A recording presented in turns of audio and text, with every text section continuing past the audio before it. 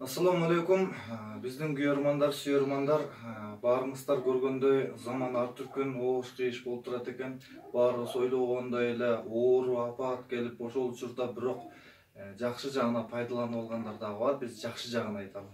Биз ошол учурда иш токтоп, жумуш токтоп баары ушундай учурга келгенде онлайн комуз үйрөтүү башталган. Ошондо биздин Жамадилов Кубаныч деген бөбөгүбүз бар. Жашы 11-де. Мотурайган бөбөк азыр 5-класстын окуучусу.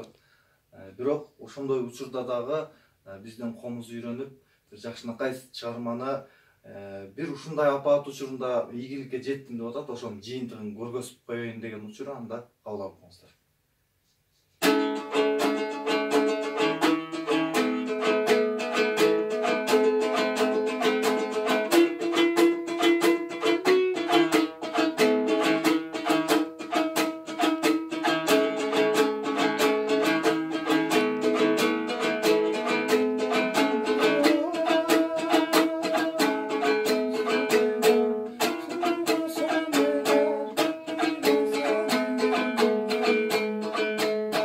Eyvallah.